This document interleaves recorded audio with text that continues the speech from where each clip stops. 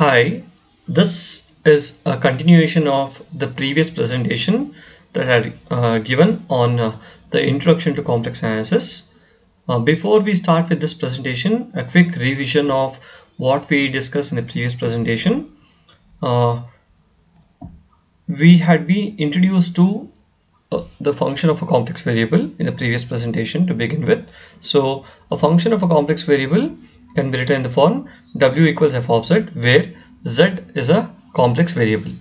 And when I say z is a complex variable, it can be either expressed in the form of z equal to x plus iy, that is in terms of the Cartesian variables x and y, or sometimes we may have to express it in terms of the polar variables r and theta, so that z will be equal to r e to the power I theta, which is also known as r cos theta plus I into r sin theta.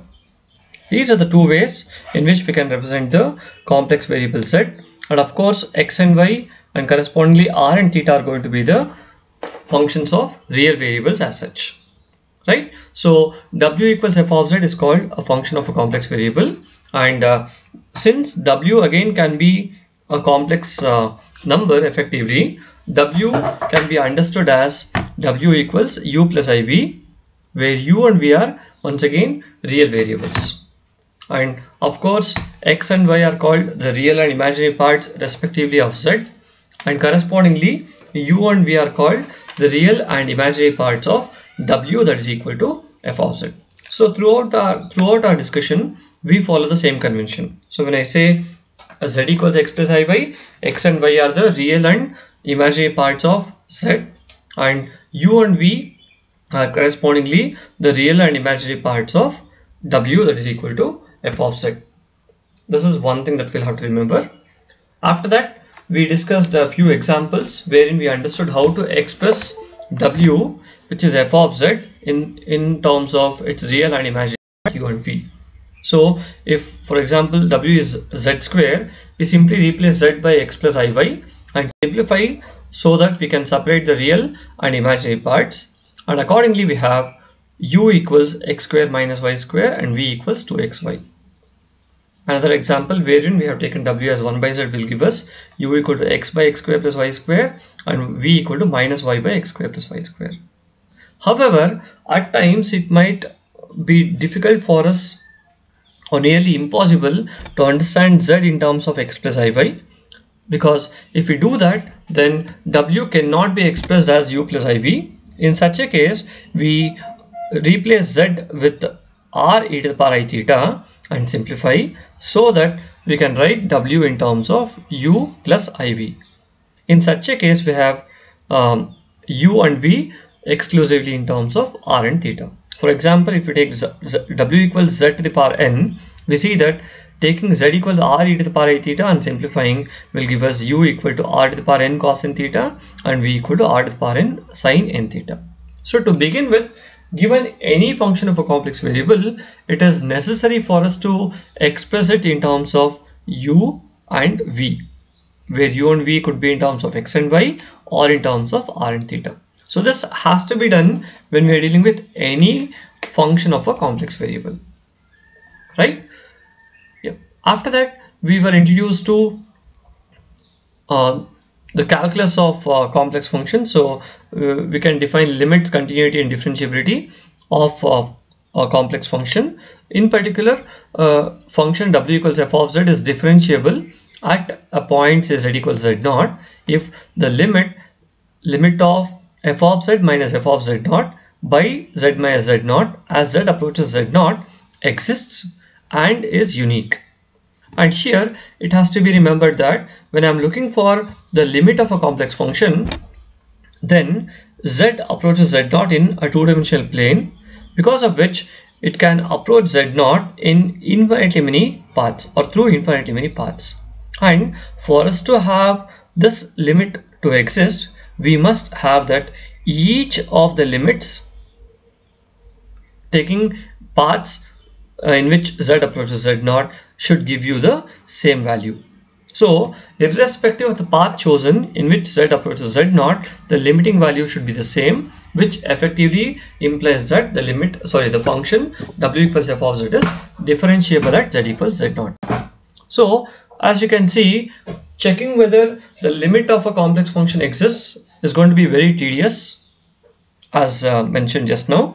Accordingly, establishing differentiability of a complex function is equally difficult, because we'll have to show that the value of the limit exists irrespective of the path in which z approaches z naught. And because there are infinitely many paths, we have to ensure that the limiting value of this is going to be the same across each and every path. And that is where we'll have to look for an alternate solution which will help us to check if a function is differentiable or not. But before that, we were also introduced to something called analyticity of a complex function, which is known as a stronger condition compared to differentiability. So a function w equals f of z is said to be analytic at z equals z naught if it is differentiable at z equals z naught and in one of its neighborhood. So basically, for us to have a function to be analytic, initially it must be differentiable, and after that it must also be differentiable at all points in one of its neighborhood. Then we say that f of z is analytic at z equals z naught. So obviously, analyticity is a stronger condition and a stricter condition compared to differentiability. And of course, if a function is analytic, then automatically it is going to be differentiable, but not vice versa. So as I was mentioning, checking for differentiability and consequently analyticity is going to be tedious, because evaluating the limit along all possible paths is going to be cumbersome in many problems. That is where we have a very important theorem which gives us the necessary and sufficient conditions for a function to be differentiable at z equals z naught. In fact, we have two theorems. Each theorem will be giving us the necessary and sufficient conditions depending on what f of z is. If it is in terms of u and v, where u and v are in terms of x and y, then we have one theorem. And if we have u and v in terms of r and theta, we have another theorem. So the first theorem says the necessary and sufficient conditions for w equals u plus iv, where u and v are in terms of x and y, to be differentiable at z equals z naught are that the first order partial derivatives of u and v are continuous at that point, x equals x naught, y equals y naught, where z naught is basically x naught plus I y naught. And we should also have that dou u by dou x equals dou v by dou y, and dou v by dou x equals minus dou u by dou y, which are famously known as the Cauchy-Riemann equations or CR equations. So these two are going to be the necessary and sufficient conditions for a function w equals f of z equals u of x comma y plus I into v of x comma y to be differentiable at z equals z naught. Right? So if you are looking for differentiability in a region, instead of checking for continuity at that point and checking whether the CR equations hold, we have to check the continuity in the whole region as such. Right? So this theorem will also serve as a necessary and sufficient condition for a function to be differentiable in a region as well, and correspondingly function to be analytic in a region. A similar theorem, as I mentioned, is available, which gives us the necessary and sufficient conditions if you have w equals f of z equal to u of r comma theta plus I v of r comma theta to be differentiable at z equals z naught. So the conditions are that the first order partial derivatives of u and v with respect to r and theta this time are supposed to be continuous, and we have another set of CR equations now in polar form, which are given by dou u by dou r equals 1 by r dou v by dou theta and dou v by dou r equals minus 1 by r dou v by dou theta, which are supposed to be satisfied. So remember, the Cauchy-Riemann equations in Cartesian form are given by these two expressions, and the Cauchy-Riemann equations in polar form are given by these two equations. Right? And because these are the necessary and sufficient conditions for differentiability and consequently analyticity, instead of checking whether the limit of the function exists or not, we simply check for these two conditions and verify whether the function is differentiable or analytic based on whether the conditions are satisfied. In particular, most of the functions that we are going to deal with are going to be in such a way that u and v will always have their first order partial derivatives continuous, because of which when we are looking for analyticity or differentiability, we specifically check for only whether the CR equations, the Cauchy-Riemann equations, hold or not.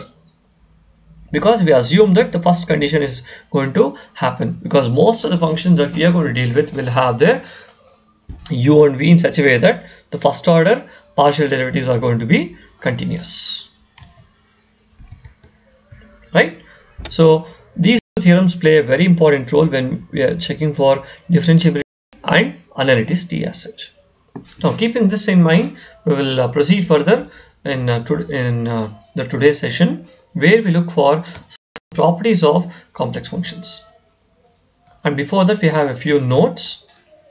This note 1 and this note 2, these two specifically help us to find the derivative f dash of z of a function of a complex variable. Obviously, when I say f dash of z is basically d by dz of f of z,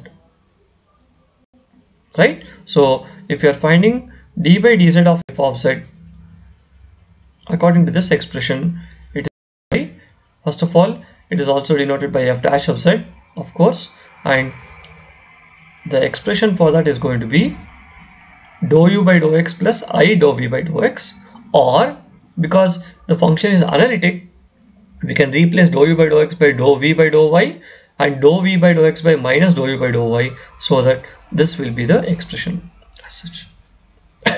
Of course, this is the expression for f dash of z if u and v are in terms of x and y.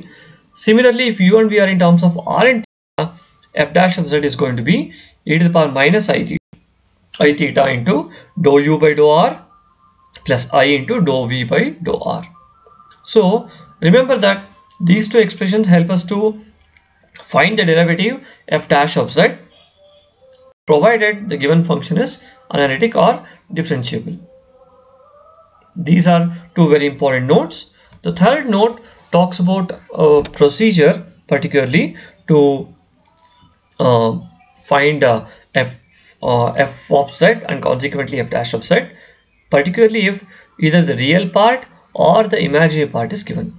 So according to the note, if the real part u of an analytic function is given, then the imaginary part v can also be obtained using CR equations.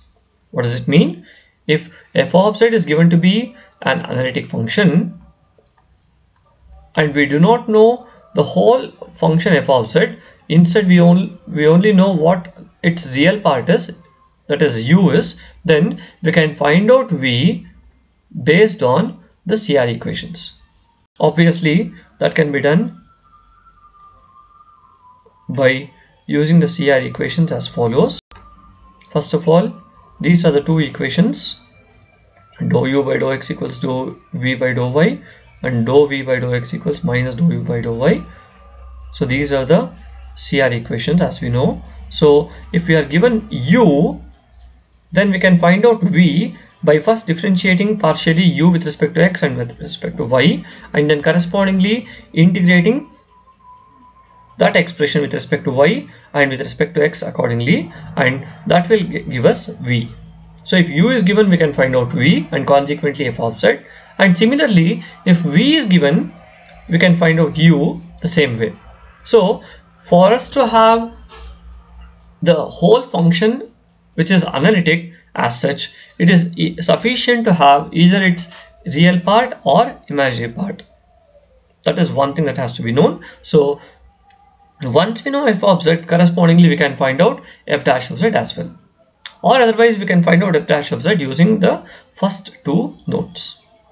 And of course, there is one more way of constructing an analytic function whose real or imaginary part is given, and that can be done using a method called the Millet-Thomson method, which is described as follows. So what has to be done? First of all, if u is given, say if u is given, then, or of course if v is given, then we write the expression for f dash of z using these two expressions, one of these two expressions. So if u is given, we find out dou u by dou x and minus dou u by dou y and substitute it here, and if v is given, we find out dou v by dou y and this will become plus dou v by dou x, correct? So accordingly we get the expression for f dash of z, and similarly we can get the expression for f dash of z from this also. So if u and v are in terms of x and y, we get f dash of z using the first node, and then Once we know f dash of z, obviously it will be in terms of x and y. So in that we replace every u by z and every v by 0, so that f dash of z will be purely in terms of z. And once f dash of z is purely in terms of z, integrating that with respect to z will give us a function f of z plus a constant, which is a complex constant as such. And that will give us the function f of z, which is analytic as such. Similarly, if u and v are in terms of r and theta, then once again we use this expression for f dash of z, right? And in this expression we replace every r by z and every theta by 0, so that f dash of z will be purely in terms of z again. And once f dash of z is purely in terms of z, we integrate that expression, which will give us the required analytic function plus a complex constant. So this method is known as Millet-Thomson method. So remember that Millet-Thomson method is very useful to construct an analytic function whose real or imaginary part is given. Fine.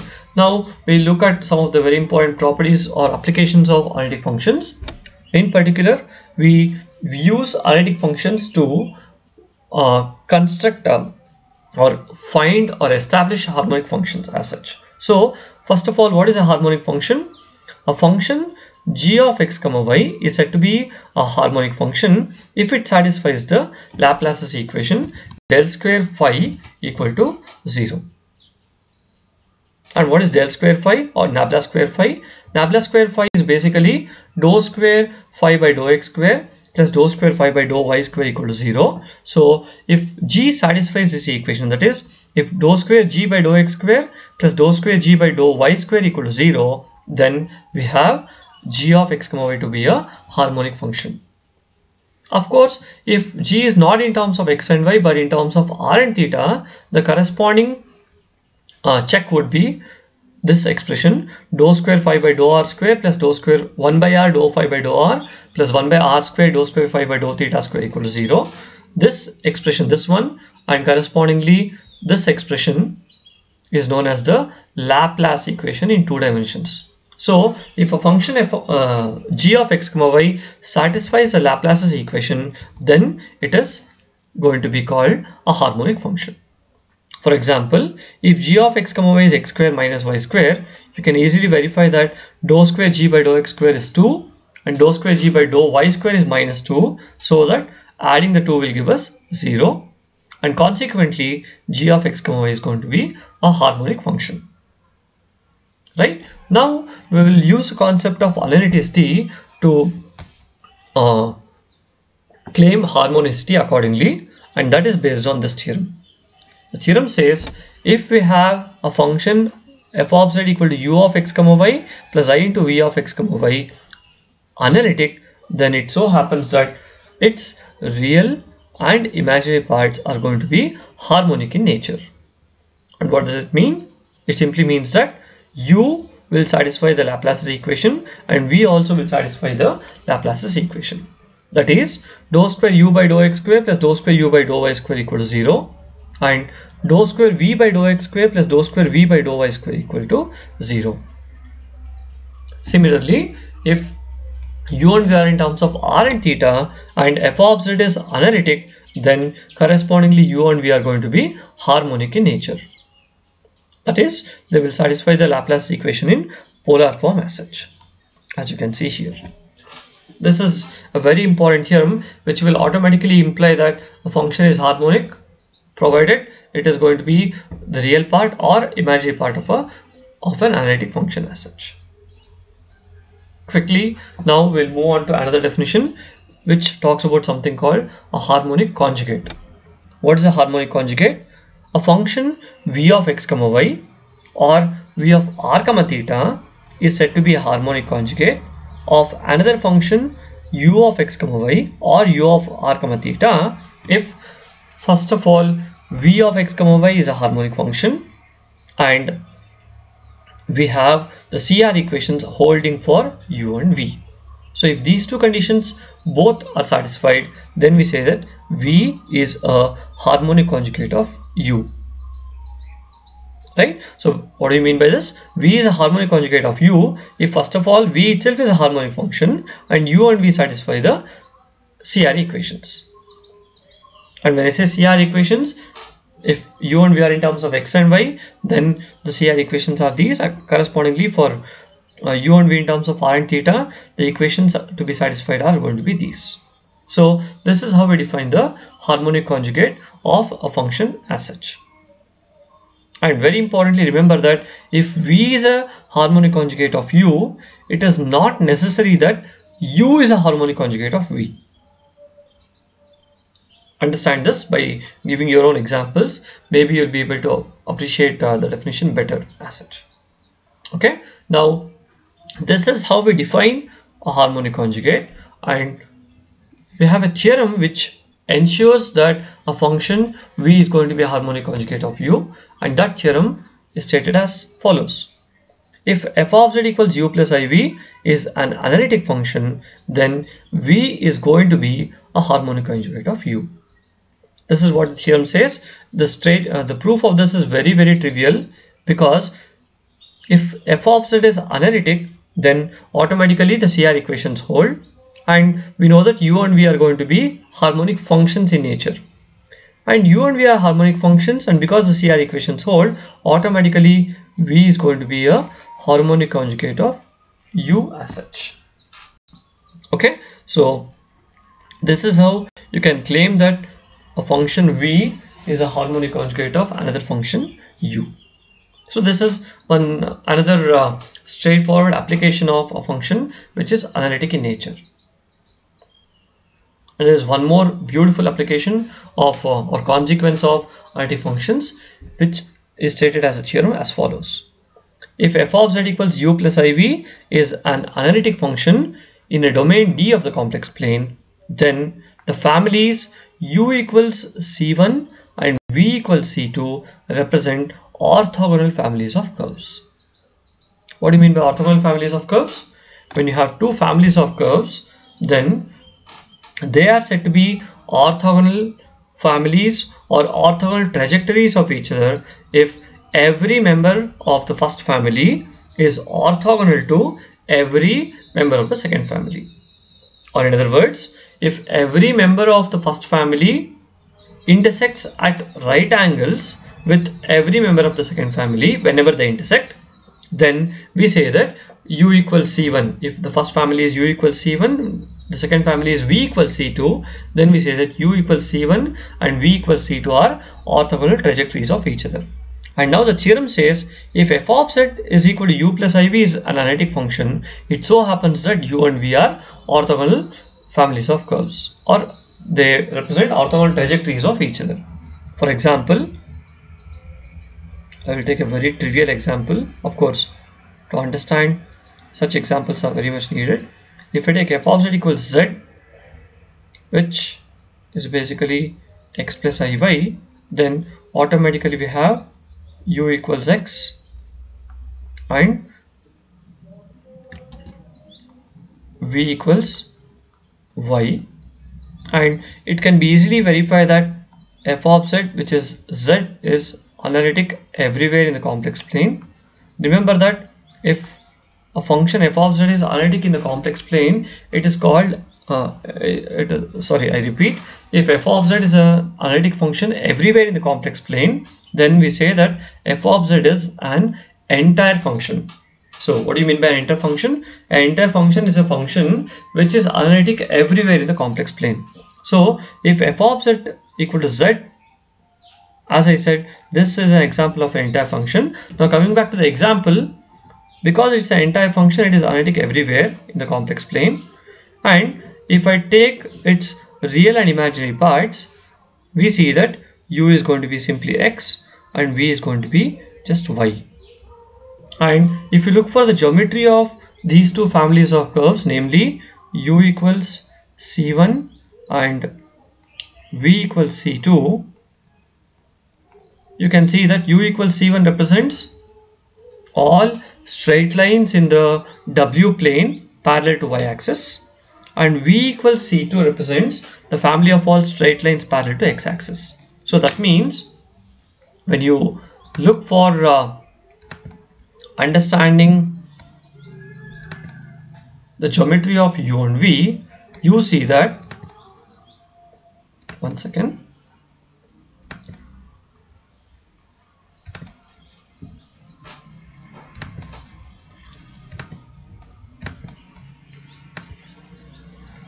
U equals C1 represents family of all straight lines parallel to y-axis. I'm taking a few examples such as that. And when you take V equals C2, that is going to give you family of all straight lines parallel to x-axis. U equals C1 represents the family of all straight lines parallel to y-axis. I'm sorry, v-axis, and V equals C2 represents the family of all straight lines parallel to u-axis. So as you can see, these are some of the members of the families of these two curves.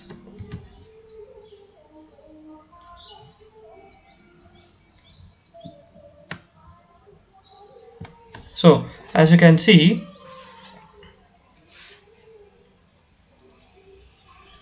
these are members of the family V equal to C2, and these are members of the family U equals C1. Of course, we have this to be the UV plane or the W plane as such. Okay, so in this, U equals C1 are lines parallel to V axis, and V equals C2 are lines parallel to X axis. So as you can see, obviously each member of U equals C1, which is a straight line parallel to V axis, is going to be perpendicular to each member of the family V equals C2, which is going to be a straight line parallel to U axis, because each member of one family is orthogonal to each member of the other family. We see that these two are orthogonal trajectories of each other, and this is exactly what the theorem says as such. These are two simple applications of a function which is analytic. There are so many other applications that can be looked into as such. So with this, I'm going to end with this presentation.